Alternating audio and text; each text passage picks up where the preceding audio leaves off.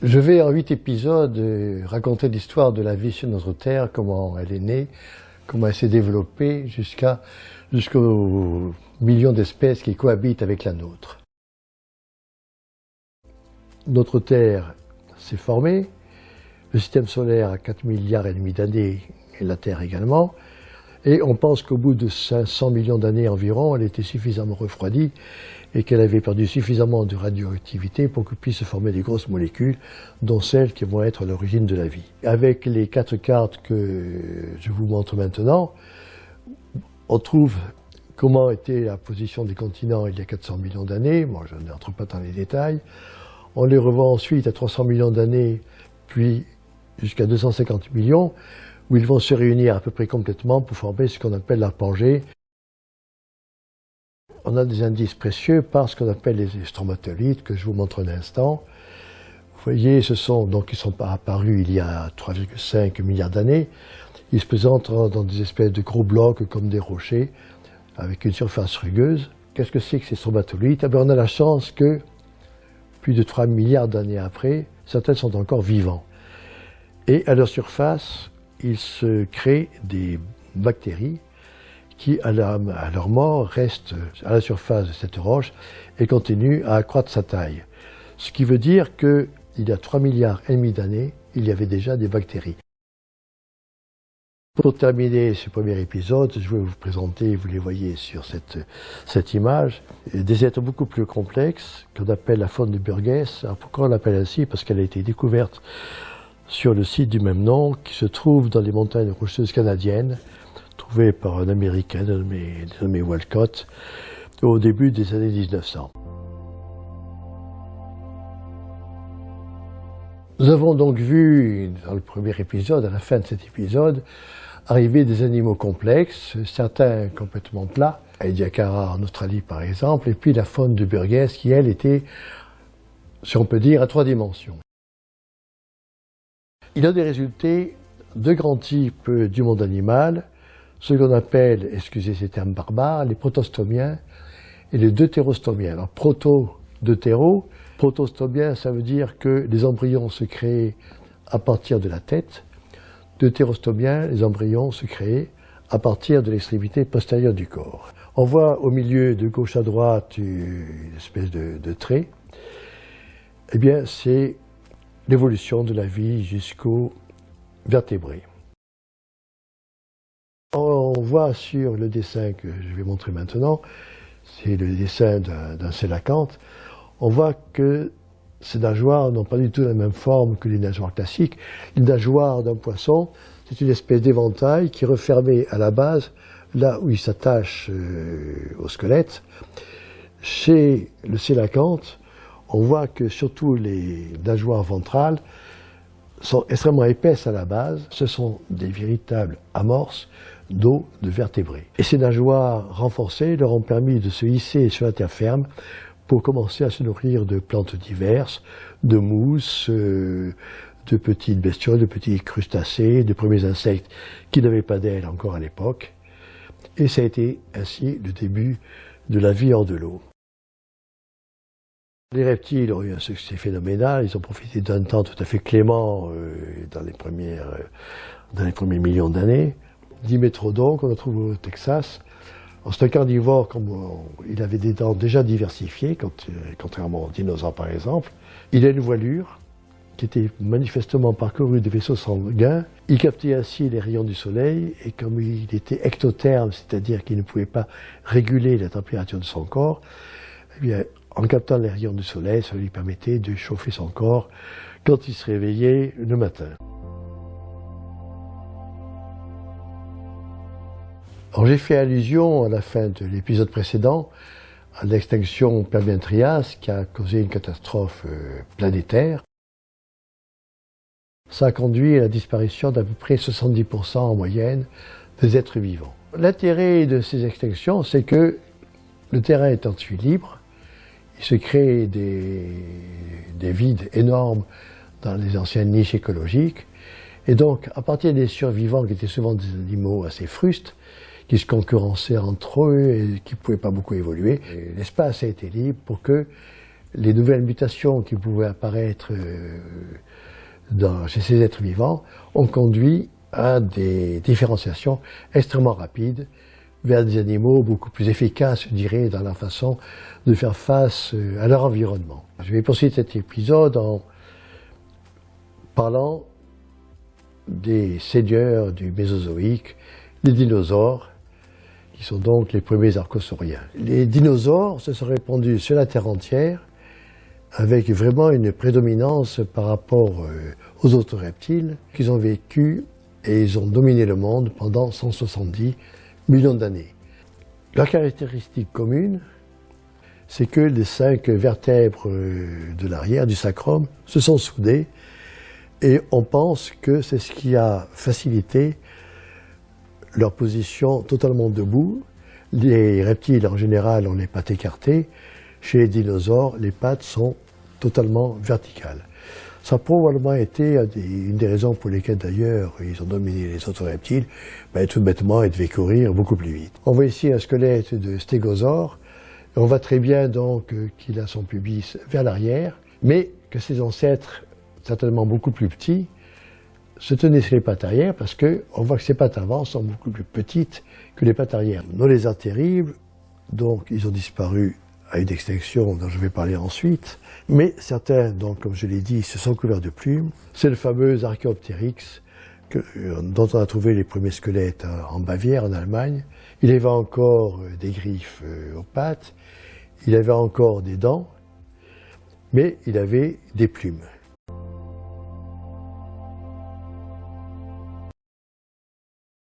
Nous allons maintenant voir les autres archosauriens qui sont les crocodiliens et les ptérosaures. Crocodiliens qui vivent dans l'eau et ptérosaures qui ont vécu dans les airs. Un crocodile, la photo a été prise à Madagascar. Ils se ressemblent tous assez fort. Commençons par donc les ptérosaures. Ils sont apparus il y a à peu près 210-220 millions d'années, donc quasiment en même temps que les dinosaures. C'était des reptiles, ils avaient une longue queue à l'origine, mais peu à peu, cette queue, qui finalement était encombrante pour le corps, cette queue a quasiment disparu. Le cou, lui, s'est allongé, ce qui leur a permis de plus facilement capturer leur proie. Les moulages qu'on a pu trouver, à côté des squelettes, on a le moulage de leur corps, quand ils sont morts, mais ces moulages montrent qu'ils étaient dotés de poils. Et avoir des poils, comme avoir des plumes, c'est un signe d'endothermie, c'est-à-dire l'acquisition de la faculté de réguler la température de son corps. C'est d'ailleurs pas étonnant pour ces animaux, puisqu'ils passaient une bonne partie de leur temps en l'air pour se nourrir. Forcément, ils avaient besoin d'une très grande quantité d'énergie, donc l'endothermie n'est absolument pas surprenante. Alors maintenant, parlons des crocodiles. Donc, ils font partie d'un groupe plus important qu'on a appelé crocodiliens. Bon, alors il y avait d'autres animaux complètement disparus qui vivaient sur la Terre, qui étaient éventuellement bipèdes, ils avaient suivi un peu la même évolution que les autres reptiles, et il ne reste plus maintenant donc que les crocodiles, avec 22 espèces, il y en a eu d'autres, mais des crocodiles beaucoup plus grands que maintenant. Alors, les ichthyosaures, ils ont disparu avant les autres, avant l'extinction commune, on ne sait pas pourquoi. On voit sur le dessin que je montre maintenant qu'ils ont une morphologie extrêmement proche du dauphin, le dauphin qui est un mammifère. Encore un exemple extraordinaire de convergence. Un autre caractère, là c'est une convergence encore plus extraordinaire, on a trouvé des cadavres de femelles en train d'accoucher, le petit en train de naître, on ne sait pas pourquoi ils sont morts, et on voit que c'est la queue du petit qui sort en premier. Il faut une espèce de siège. Eh bien, ce caractère, on le retrouve chez les cétacés. Quand une baleine accouche, le petit sort la queue en premier. Alors pourquoi cela? Eh bien, si la tête sort en premier et que ça ne se passe pas très bien, le petit a largement le temps de se noyer avant de pouvoir gagner la surface. Eh bien, il y a eu la même évolution génétique chez les ichthyosaures, avec le petit qui naissait avec la queue en premier. Je vais dire quelques mots de l'extinction dite Crétacé tertiaire qui a vu la disparition entre autres dinosaures, et c'est pour ça qu'elle est célèbre. Alors, qu'est-ce qui s'est passé? Un peu la même chose que pour la précédente, c'est-à-dire une conjonction de phénomènes aboutissant à cette catastrophe. On connaît très bien l'hypothèse de la météorite, qui a été suggérée par l'Américain Luis Alvarez. D'autres paléontologues ont dit, c'est bien gentil, cette météorite, mais il n'y a pas eu que ça, et effectivement, comme d'ailleurs dans les extinctions précédentes, il y a eu d'énormes éruptions volcaniques ont formé des coulées de lave qu'on appelle des traphes. Nous avons donc vu à la fin de l'épisode précédent l'extinction qu'on a appelée Crétacé tertiaire, qui a vu la disparition d'une très grande proportion des animaux et des plantes aussi, en particulier les dinosaures, mais bien d'autres reptiles également. Or, il y a eu quand même quelques survivants, et parmi eux, ce qu'on a appelé les cynodontes, qui étaient des carnivores. Leur origine est très ancienne, presque autant que les dinosaures, 200 millions d'années. Alors, ils vont connaître donc une très grande évolution. Leur mandibule va passer de 6 à un seul os, et les 5 autres vont migrer vers l'oreille. Et ça a donné, dans l'oreille moyenne, nos 3 osselets que nous avons conservés, le marteau, l'enclume, l'étrier.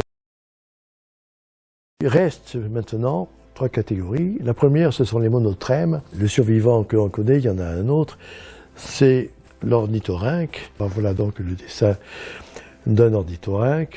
Donc il a des pattes palmées, il a un museau en forme de bête de canard, mais ce sont des poils. Autre type d'animaux, ils ont beaucoup fait parler les créationnistes, les cétacés. Alors vous avez un ours ou je sais quel animal qui vit sur la terre, il va souvent dans l'eau comme un hippopotame, mais comment a pu-t-il se transformer en un animal qui vit totalement dans l'eau? C'est pas possible. Donc Darwin, je rejette. Ambulocetus natans, c'est-à-dire en quelque sorte le cétacé crapahuteur nageur. Alors lui, il est intéressant, et je montre le dessin. Il ressemble encore beaucoup finalement à un animal terrestre, ce qu'il a à moitié. Il a des palmes quand même, un long museau qu'il a acquis certainement parce qu'il mangeait des poissons, une queue qui était à la partie verticale assez formée, qui faisait qu'il pouvait faire la godille avec. Donc, les créationnistes n'ont plus jamais parlé des cétacés. Ils ont trouvé d'autres endroits où se battre.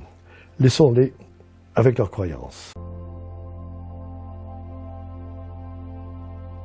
À l'épisode précédent, nous avons passé en revue les mammifères dans leur grande diversité, et nous avons terminé par ceux que l'homme a appelés orgueilleusement les primates, les premiers. Nous allons rester maintenant sur les hominoïdes, dont nous sommes un rameau descendant. Les premières découvertes ont été faites en Europe. Le premier qu'on a trouvé a été appelé Dryopithecus fontani, qu'on a pu dater, c'était en 1856, et on a pu les dater de 13 à 14 millions d'années, ce qui à l'époque était paru complètement invraisemblable. Il s'est produit ensuite un important refroidissement, il était un petit peu partout.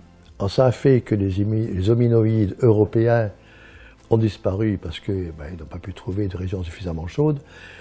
Donc ils étaient arrivés vers 13-14 millions d'années, ils ont disparu à 8 millions d'années à cause du refroidissement. Cela a fait aussi qu'en Afrique, maintenant concentrons-nous sur l'Afrique, la végétation a changé.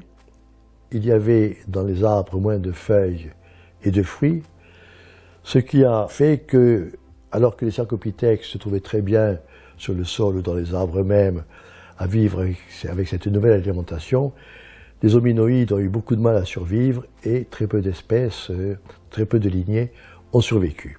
Et bien maintenant, nous allons quitter les hominoïdes en général et nous concentrer sur ceux que l'on appelle les hominides.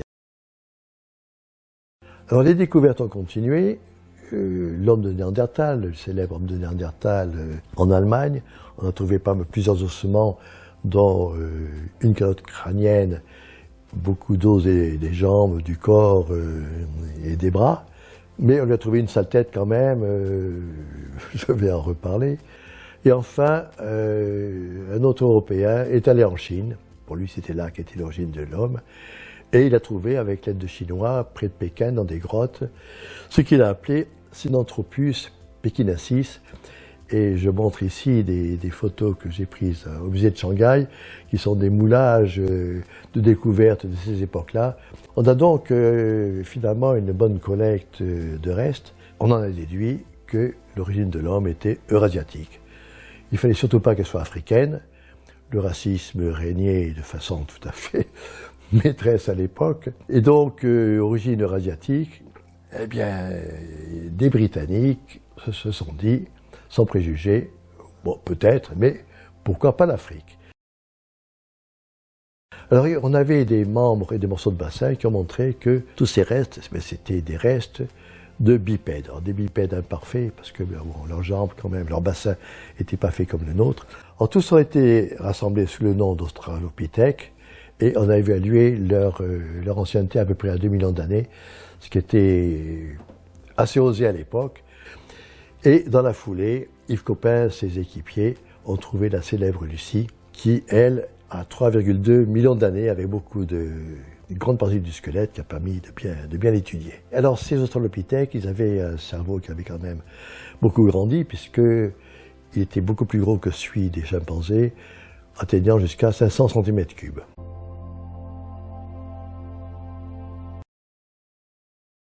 Homo erectus, l'homme debout. Alors, d'où vient-il cet homme debout? Eh bien, il vient, on ne sait pas très bien. Est-ce que c'est un descendant d'Homo habilis, du premier Homo ergaster, de Missardi, et d'autres que je vais vous présenter à l'instant, parce qu'ils sont quand même importants dans l'histoire des découvertes des hominines.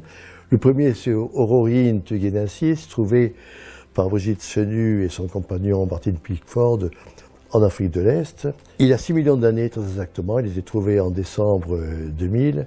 Alors on voit sur le dessin que l'on montre maintenant, son fémur à gauche, qui est un fémur, on le voit, de parfait bipède. Il est très semblable au nôtre. Alors avec cet Homo erectus, donc il commence à apparaître en Afrique, il se nourrit de viande. Ça ne va plus être un charognard, mais un vrai chasseur. Pour cela, c'est un très bon marcheur, un très bon coureur. Pour pouvoir marcher et courir sur de longues distances pour poursuivre les antilopes, il va perdre ses poils, se doter de glandes sudoripares, ce qui le rend tout à fait endurant pour des marches donc de très longue durée. Le crâne, lui, il va garder sa fourrure, qui va devenir les cheveux, et il va acquérir également une pigmentation foncée, de façon à se protéger des rayons du soleil. Et quand on voit dans des documentaires des hommes modernes débarquer en Europe avec la peau claire, c'est une stupidité par rapport à l'évolution. En Europe, j'avais cité déjà la grosse mâchoire de Bauer. On en a trouvé d'autres, entre autres en Espagne près du Burgos. Alors là, ce sont des restes tout à fait fascinants parce que on voit apparaître un premier psychisme, une première sensibilité à l'existence, l'angoisse de la mort. On a trouvé au fond d'un avenne, au bout d'un couloir qui faisait plusieurs dizaines de mètres, avec un accès très difficile, 32 squelettes qui avaient été jetés dans cette avenne, et avec eux, un biface, un très beau biface, je dirais tout neuf, tout beau, qui était manifestement, on ne peut pas l'interpréter autrement, une offrande à l'un de ces hommes qui étaient morts. Donc, un début de psychisme à cette époque, et on est là à quasiment 350 000 ans. Je cite en plus, en Europe, en France, on ne peut pas ne pas parler de Tautavel. Tautavel, c'est un petit village au-dessus duquel Marie-Antoinette et Henri de Lumley ont trouvé celui qu'ils ont appelé l'homme de Tautavel, qui a été appelé aussi anténéandertalien, parce que très probablement ancêtre des hommes de Néandertal que l'on va retrouver un petit peu plus loin.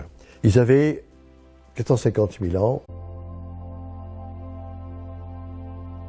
Dans l'épisode précédent, nous avons parlé des anté-néandertaliens et nous avions parlé précédemment, déjà fait une allusion à l'homme de Néandertal. C'est lui que nous allons voir maintenant et nous verrons ensuite son cousin proche, seul survivant final, l'homme moderne.